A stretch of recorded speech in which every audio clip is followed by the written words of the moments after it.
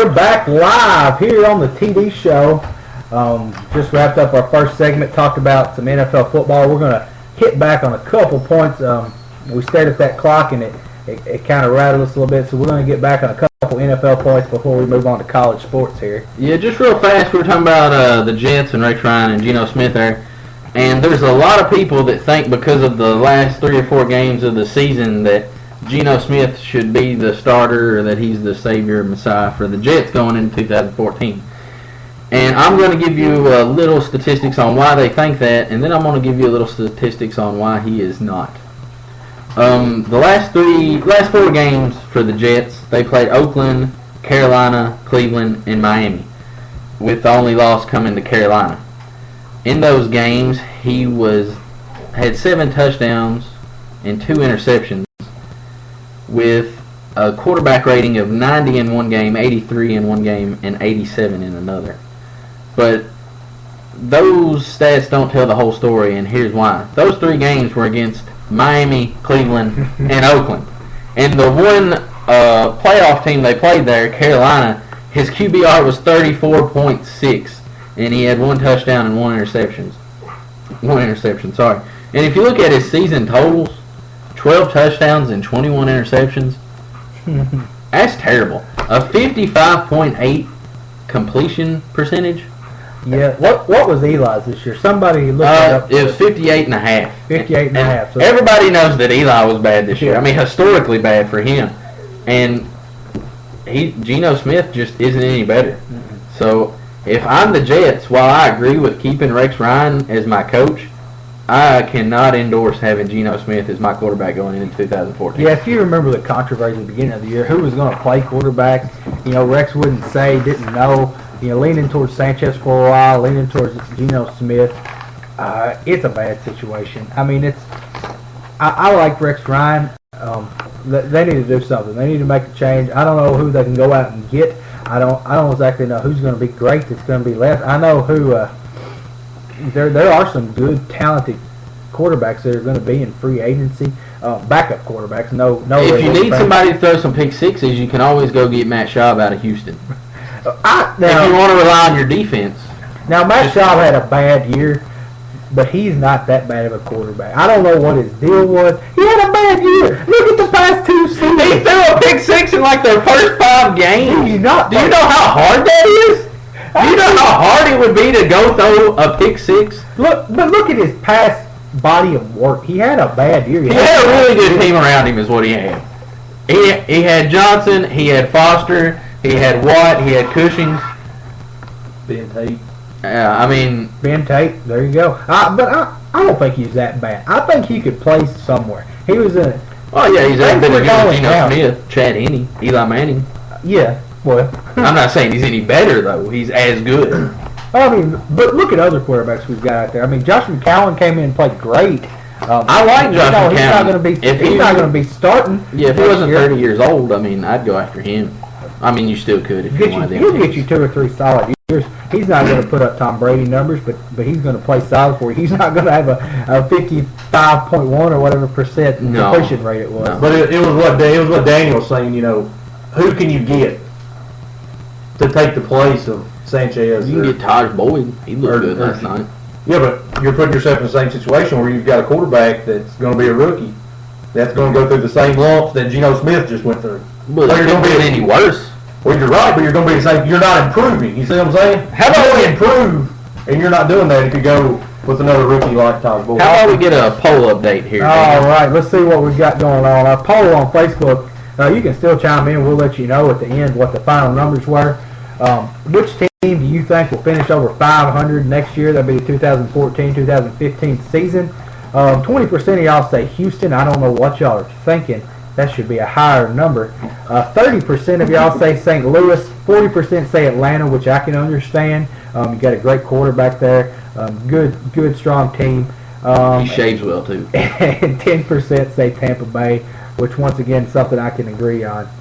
I don't see Tampa Bay. Something I just want to touch on real fast. I think Atlanta and Tampa Bay could be really good teams. It's just you're in the same division as New Orleans and Carolina. That's just a really good division. Yeah, it's hard to make the playoffs in that division.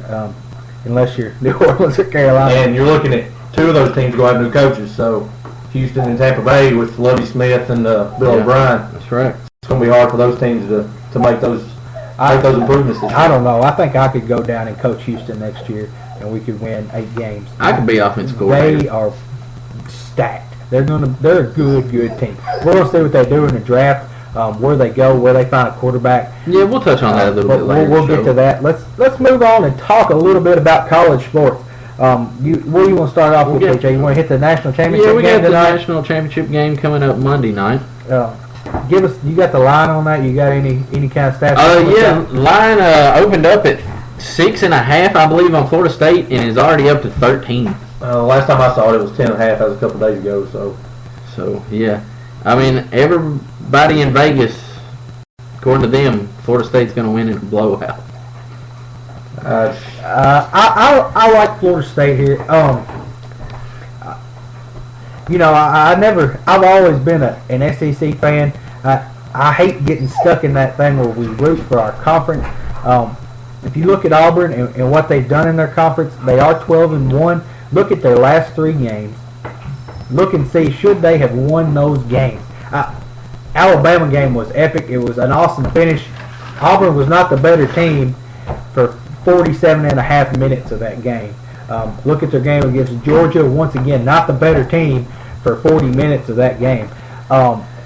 Florida State has looked awesome this year. I mean, I'm jumping on a bandwagon because I didn't care anything about Florida State before this year. Never really gave them much thought. I heard this famous Jameis that they talked about a game in the season. I thought, well, I'm going to see what this is all about, and they have looked good. I saw them go in and show Clemson a few things early in the year. Big pumped up game there. Every game they've went to this year has been kind of like when UK travels anywhere. It's been a T-shirt game. Everyone's been pumped. They've had crazy atmospheres, and they've stayed calm and collected throughout it all. They haven't really looked like they were in trouble very many times this year. Well, as everybody will learn, and you already know, I like to give out guarantees. So, in this show, I'm going to give out a couple guarantees today. And I'm going to give you a guarantee right now. The over-under on this game is 67.5. Yep. It's going over. The all-time high scoring in a national championship game is 79 in 2007, Texas, USC. It's going over that. There's going to be 85-plus scored in this game. It's going big time. Write it down, cash it in. That game that Texas USC game has a couple overtimes too. So yeah, they didn't just play regulation there, and they had 2 big-time quarterbacks in that game. Some really good running backs. Some great running backs backing them up. Lots of weapons in that game. Just as many weapons going to be playing on the field Monday night, you think, TJ? That's right. I'm going to give you a couple stats here about the game. In the last 10 seasons, there have been 3 BCS championship matchups between an undefeated team and a one-loss team. All 3 times, the one-loss team has won, each by 20 points. Yep. And that was Alabama the past 2 years, and then USC in 2013.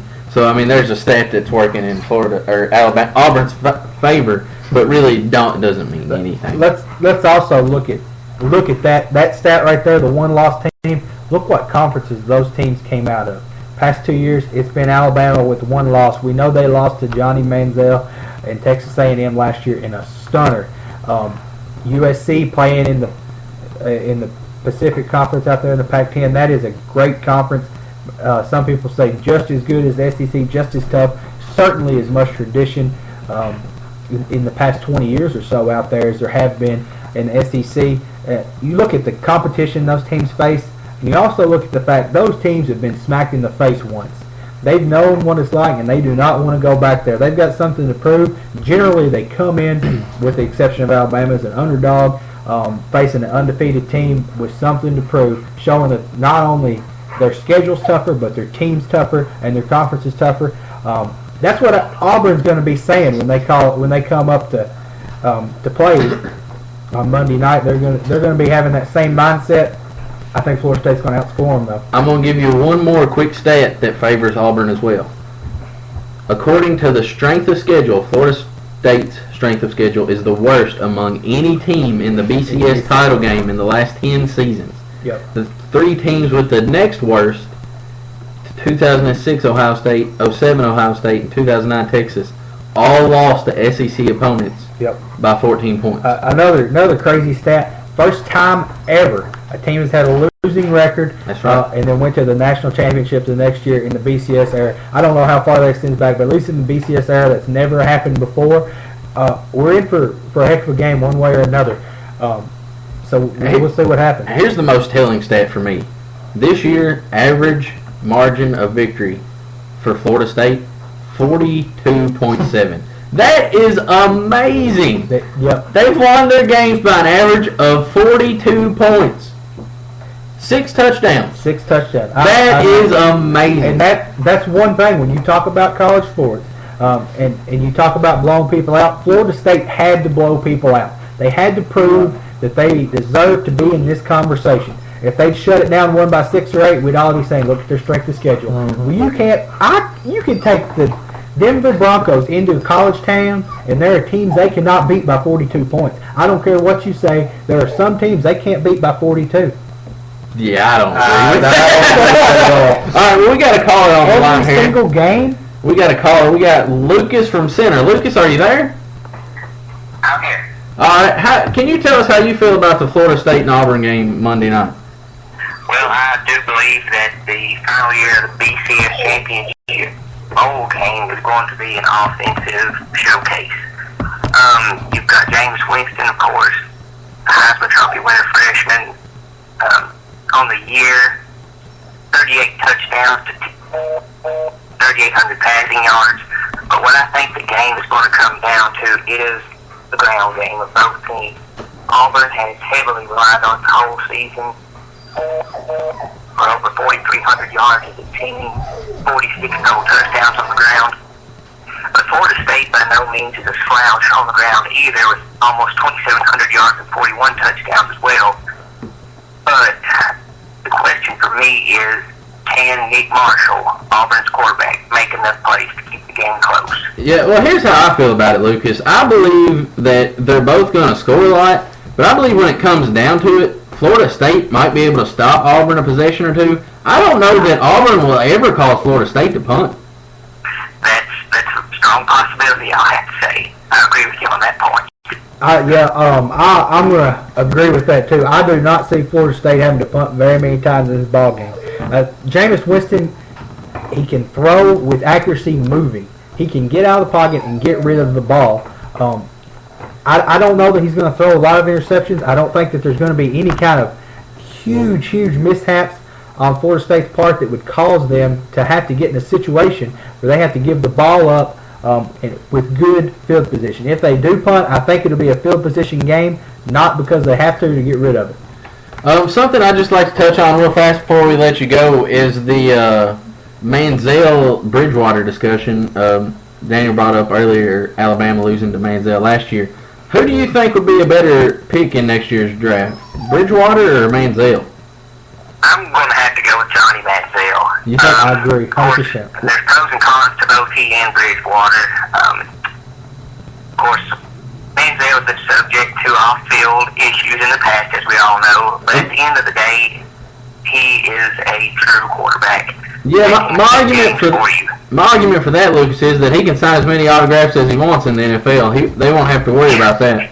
He can run around with any rapper he wants to, and that's the norm. You know, that's not a problem. Yeah. He will not have the problems in the NFL because he is allowed to be a superstar. Yeah, and if he goes to Jacksonville, he's going to need to be able to run because that line is not going to protect him. There's 4 teams that have the top 8 picks of draft. 4 teams there. Yeah. Houston, Jacksonville, Cleveland, and Minnesota. Yeah. I find it hard to believe that after this draft is over, that one of those 2 quarterbacks isn't on one of those 4 teams. Do you believe Houston will go with Manziel? I do not believe it. Not with number 1, at least. You think Bridgewater will go number 1? No, I think if Houston keeps the pick and doesn't trade it, it'll be Jadeveon Clowney. Really? You think they'll go Clowney? Having an edge on one side of J.J. Watt and on the other side Jadeveon Clowney. So who do you think they will get as their quarterback? Their quarterbacks, some others that are going to be drafted at some point in time. later on, maybe even in the second round, you got Thomas Boyd, Clemson. Of course, everybody knows the stud game he had last night. Yeah, he has a pretty good receiver to throw to. And he would have a good receiver to throw to in Houston. Yeah, that's and he'd have good backs to hand it off to. That's right. I don't disagree with that at all. That's a pretty good point, Lucas. I was very high on Manziel going there, but I can see Taj Boyd fitting that system very well. And one thing to add, you remember who Houston took in the first round with their first pick last season? DeAndre Hopkins, who was Taj Boyd's receiver in Clemson. So, That's correct. food for thought. That's a really good point. We appreciate you calling in today, Lucas. All right. Thank you. Have a good day. That is a really good point he just made. I thought Bridgewater would go there, but now that he says that, that's hard to argue with. Yeah, I said from the start, I thought that Manziel had a shot at going to Houston, but not with the first pick. I thought either they would trade down or they would wait and use their second pick if Manziel fell that far, which I didn't know if he would. I thought it was very possible they would trade down, maybe for a lineman, defensive lineman, offensive lineman, quality player, and use maybe the 4th, 5th pick somewhere to try and pick up Manziel, or a later pick in the first round, maybe around 11 or 12. But thinking about that, Taj Boyd, especially how he's come on late, I mean, he looked good at the beginning of the year, faltered a little in the middle, wins games, knows how to win games. I like that pick. I like that prediction a lot. I do too, but my question with it is, do you really think Clowney is that good? He's worth the first pick in the draft? I mean, maybe to them as opposed to other teams drafting, since they already have that defense in place. But I just can't compare him to a Mathis or a Watt or... Here's my thing with Clowney. Immature, a little bit immature. I would not say that to his face because he's 6 of me, but I think he's a little immature. I never really thought about it like this. I'm glad Lucas brought it up. If he goes to Houston, look at the examples he'd have around him. Take Clowney with his God-given potential, all that power, all that speed. Man, can you imagine trying to run the ball J.J. Watt against Clowney, Watt, and Cushing? I mean, wow. That's a heck of a front seven right there. Whether or not he earns a job, tell him he's got to beat out J.J. Watt for his job in training camp. Tell him he's got to beat J.J. Watt out. See what kind of man that makes Jadeveon Clowney. You'll know quick if he gives up. You blew it. If he plays to J.J. Watt's potential, learns from him, looks at him, learns how to come off the edge with that authority, that's going to be... They won't need a quarterback. They won't have to have a quarterback. Well, they'll just need a quarterback that don't throw pick sixes. Because when you're scoring negative points, that's not they good. Can snap the ball and take it. But Matt Schaub ain't that bad. All right, let's move ahead a little bit to a little UK basketball. That's something I'm sure you would love to talk about. I would really like to look at what we got going on with the University of Kentucky. We're starting an SEC play, about to go down to Mississippi State, and Mississippi State's going to come up to us, but we're going to start playing Mississippi State. They're from the South. Might meet them in the middle. Under a tree. You never know. You never know. Diamond Rio gave us some good advice there, but we play Mississippi State, and we play Vanderbilt and Arkansas. First 3 SEC games. I don't think we should have any trouble if we can play. We all know what the problem's been for Kentucky this year, shooting free throws and making bad decisions. Now they've grown up. They've got half a season behind them, and things are looking pretty good. We have Julius Randle, who's leading us in scoring this year, 18.1 points a game. Then the Harrisons. The first Harrison twin, Aaron, he's got 14.7 points a game. Andrews, 11.2 points a game. James Young, 13.8 points a game. And Willie Cauley-Stein, 8.8 points a game. That's pretty well spread. That's pretty good. But here's the kicker. Here is the factor that I think puts Kentucky over other teams, especially in the SEC, where things aren't as powerful as they've been in the past. Alex Poitras. He's not getting a whole heck of a lot of minutes. He's getting 18 minutes a game, just about, and he's only scoring about 5 points a game. But those 5 points have been important points. And he also came in and scored 22 in one game, so that's going to sway a little bit. When he comes in, he plays with a calmness and a more of a collectedness than anybody else has. He also has an intensity to go along with that, getting almost 6 rebounds a game. 6 rebounds in 18 minutes. That's a pretty good stat. Here's what I'm going to say. Everybody knows that I'm not a UK homer. I don't feel a need to watch them because they win the championship every year before the season starts. But I did watch them against Louisville, and here's what I'll say.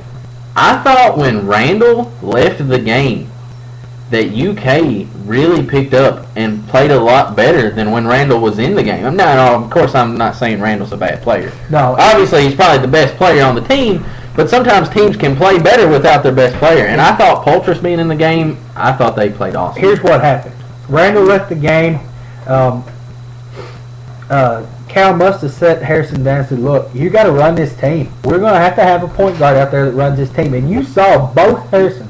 You saw an energy come out of them that they hadn't had all year. You've seen spurts of it towards the end of some games when things got tight, but you saw them scoring. You saw them looking to pass. You saw them shooting when they were open, which has kind of been a problem. It's either drive it or give it up. They haven't stopped and taken their open shots as well this year as a lot of people would want them to. They decided that they had to run that game. Now, if we can keep that mindset going, keep those two players in charge of the ball, bringing the ball up the court, running the offense, and looking for Julius Randle down low, things are going to get very interesting. We could have the team that we thought we were going to have before the year started. What do you think about it, Reed? Well, I think the Harrisons, they've come a long way since the beginning of the year. The thing I noticed in the Louisville game late in the second half when Randall was out, there was a drive where I can't remember if it was Aaron or Andrew went to the hole and got fouled for and one, and he got up and showed a little emotion. Yeah. And that's a thing that really, in my opinion, has been missing from this team. They're just at the beginning of the year they thought, well, we're more talented. We're just our talent. We're going to win on talent alone. And the loss to Michigan State, it wasn't. I mean, that's not a bad loss, but the loss to Baylor, to me, kind of showed them that we've got to start working at it. The loss to Carolina, just went further on that point. And I think when Randall went out, I think the game was tied 61s, or Louisville might have been up a point or two or something. And I thought, well, we're in trouble. We're not going to have anybody to be assertive and to take over. But as Daniel was saying earlier, Poitras came into the game, and for those 13 minutes or so, he was an absolute beast. Getting in there, beating and banging, rebounding. But I think that they're well on their way to being what we all thought they would be. And these first two SEC games to me, against Mississippi State and Vandy, Mississippi State at home. I think the Vandy game's on the road. It is the Vandy. Those should be games that we should handle very well, and it's going to be interesting to see if that's what we end up doing. I'll say this: if UK had played against Louisville like they had played against everybody else, they would have lost. But I think you saw a lot more heart and hustle in the Louisville game that you hadn't seen prior in the year. I think you both hit it perfect. And if they play like that the rest of the year, they're going to be a tough team to beat. I think you hit it perfect talking about the hustle, and I think that came from what Reed said, showing a little bit of emotion. First year Cal players here, we had John Wall and Cousins. Emotion oozed from them. I mean, it was all they could do to contain it.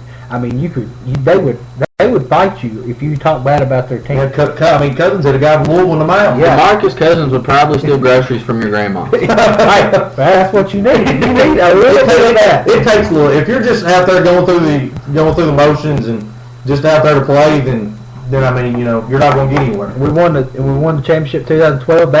That's something that came on late. Started off weak, made it barely through the SEC alive, got in the tournament, and decided that, hey, there's a little something to that jersey we're wearing. We're going to stick up for that a little bit. Right. You saw what happened when they had a little emotion. They had a little fire under them. Last year, something we liked entirely. Never cared. Got used to winning and didn't know about the work that went into it and what it meant. But I agree with you that if we can beat Mississippi State at home, going to Vanderbilt, it doesn't matter if Vanderbilt's the worst team in the country at the time. You go down there in an SEC game, going to be tough. Tough place to play.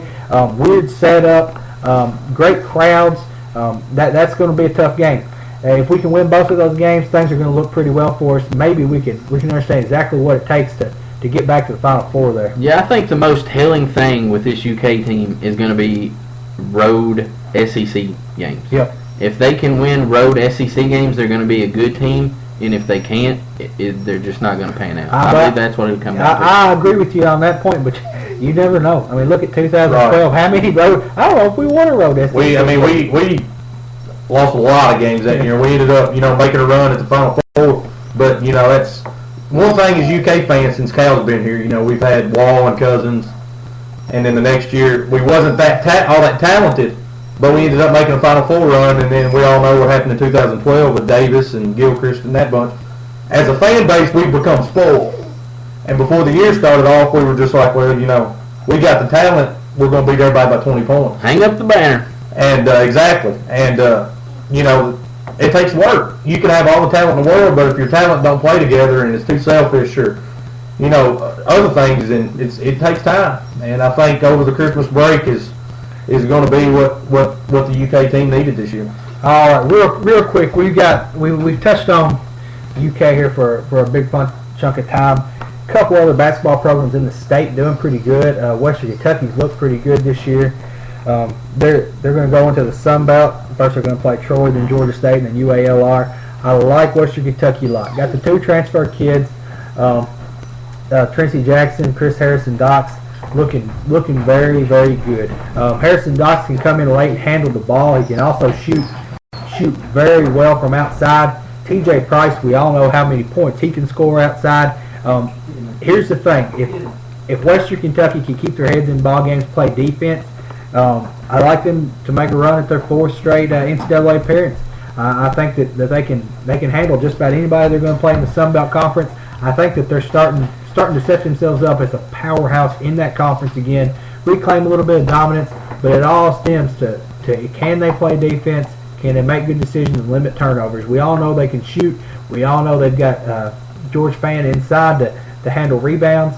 Can they play defense? Before we go, one more team in the state that we like to talk about, that's Louisville. Big thing you're hearing a lot about this year from Louisville, especially lately after the UK game. What's going on with Shane Bohannon? TJ, what have we heard about it? Well, apparently after the UK game, he was cut from the team a second time, I believe, and there's speculation that he's entering some sort of drug rehab program now. Yeah, no official statement as to what kind of rehab. Official statement he was going to seek help at a rehab facility. Everything else is just speculation. Pretty sad. Great waste of talent there. It's really going to hurt Louisville as a team, but I mean, just such a waste of God-given ability that Bohannon had. I know that we saw him play in person. You're talking about Fant for Western. We saw them play in the finals of region in 2009 or 2010, I believe it was. I think they actually played 2 years in a row in the finals, didn't they? And I mean, it was the best high school game I've ever seen. Both kids just put the team on their back and said, if you're going to win, you're going to have to come through me. And I mean, they made shot after shot after shot down the stretch. Yeah, and I've seen a lot of great high school games, seen a lot of great high school players. Seen Mayo play. He plays in the NBA now. That's right. But best high school game, grit and determination with God-given ability. We wish him the best of luck. Hopefully he can come through this. He'll have a year of eligibility. He'll have somebody pick him up. He can do something with his life, get on the right track. Regardless of basketball, wish him the best. Maybe get things straight. Yeah, and I still believe Louisville's going to be a good team without him. I still believe there's the possibility of a national championship there. Especially if he was a distraction. Absolutely. Had trouble with the team. He'd been kicked off earlier. If he was some kind of a distraction, maybe they can get together, come a little closer, and get things done. As UK fans, we like to give a lot of heartache to Louisville, but when something like this happens, you throw basketball out the window and you just hope for the best for the kid and whatever, and hope that he can get his life turned around. And I'd like to see him play college basketball again because he, like they said earlier, he is a really good player. All right, staring at a clock again. Be sure to follow us on Twitter at the TD Show, at the TD Show on Twitter, and like us on Facebook at facebook.com/the TD Show. Also, have any questions or comments, you can hit us on there or send us an email at tdshow@outlook.com. All right, we're up against the break. We'll be back in about 5 minutes. Just refresh the browser and listen to us there.